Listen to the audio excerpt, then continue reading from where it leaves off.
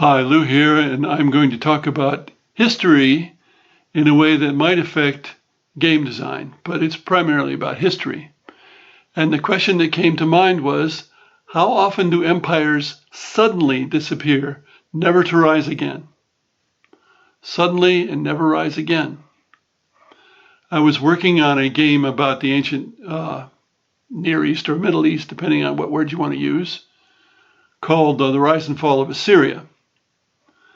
And I realized that there are some empires of that era that went down very suddenly. The Hittites, for example, never to rise again, done in by Phrygians and Cascans during the Bronze Age collapse. The Assyrians, who after centuries of domination collapsed quite suddenly over the course of say, 5 to 10 years, and they were gone, never to arise again. The Babylonians, who were overwhelmed by Cyrus the Great, the Persians, that empire never rose again. Now that's different both in the speed of collapse and in the fact that they never rose again, and it usually in these situations involves military action. So I thought about some other empires which usually take quite a while. West Rome died with a long whimper. I think the inhabitants didn't really know that it had died. It just went along and along until there was no longer an emperor. And the Roman administration continued for quite some time, even under barbarian, quote unquote, control and so forth. And this is, again, West Rome, not East Rome. Northumbria in England was a great power in England, and then under Viking raids, it just sort of disintegrated. This took quite a while, but it never arose again. The Spanish Empire in the New World, it took a while for it to disappear and never arose again. Charlemagne's empire, he controlled a large part of Western Europe, and after he died, his son more or less kept it together, but it wasn't doing as well because of Viking raids and so on.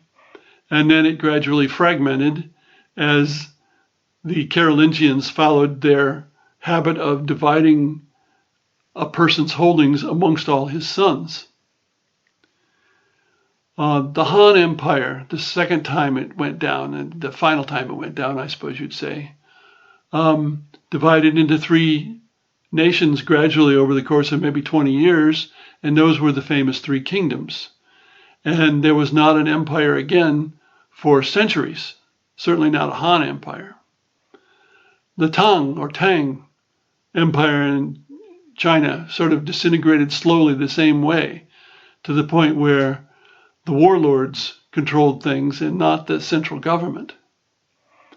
What about the Austro-Hungarian Empire? Well, that disappeared quite rapidly in World War II, and you could actually add that to the list from the Middle East. But I would say that as you move in history closer and closer to the modern day, it's less and less likely that an empire is going to disappear, kind of like that.